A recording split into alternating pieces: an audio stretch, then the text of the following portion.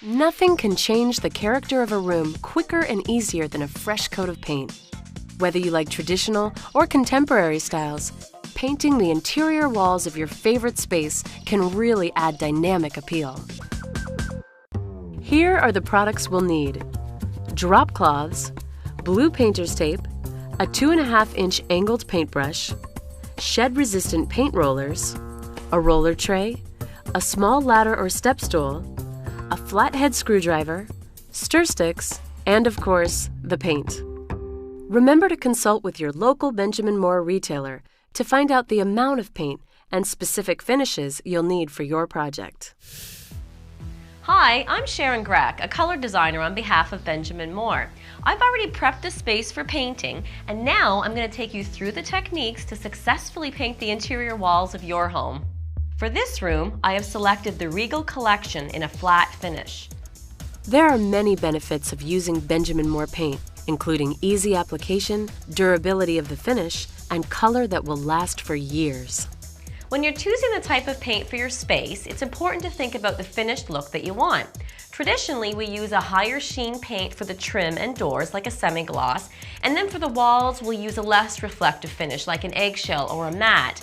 And for the ceilings, we mostly use the least reflective finish available. So now it's time to paint, so let's get started. Using a screwdriver, open the can and stir the paint thoroughly with a stir stick. You want to make sure the paint is adequately mixed to get the exact color that was intended. Also, it's important to look at the instructions on the paint can for specific requirements for that type of paint. Next, pour some of the paint into your tray. Be sure to clean up the lip of the can so it's easier to reseal later. The process to painting this, or any other wall, is a combination of painting the edges of the wall with a brush and filling in the larger areas with a roller. The first thing we're going to do is load the paintbrush, just like this. The key is to get enough on. You don't want too much that it's dripping, but you want enough that you don't have to keep reloading. Now I'm using an angle-sash paintbrush. This is so I can cut in really easily for my first strokes on the wall. Cutting in is a fancy way of saying laying a stripe along the edges of the room. When cutting in the edges, move the brush from the dry area back into the freshly painted areas. This will help keep an overall smooth coverage of paint and will help to avoid brush marks. If you happen to get paint on another surface, use a damp rag to remove it before it has time to dry. Once a small area is cut in with the brush, it's time to start rolling while the edges are still wet.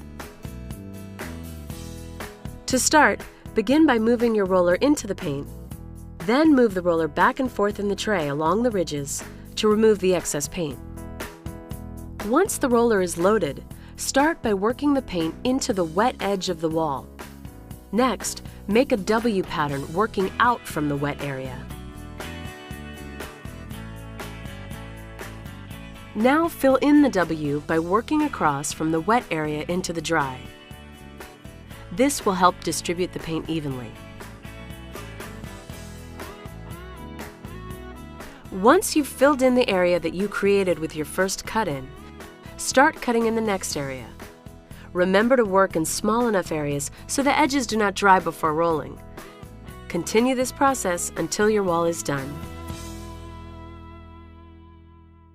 If you have to stop your painting project midway, it's a good idea to protect the paint from drying on your roller and in your tray. So you can just wrap it tightly with a grocery bag or even some plastic wrap.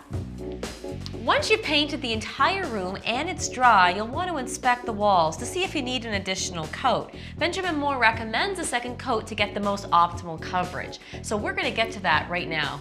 If you choose to paint a second coat, repeat the steps that were used for the first coat.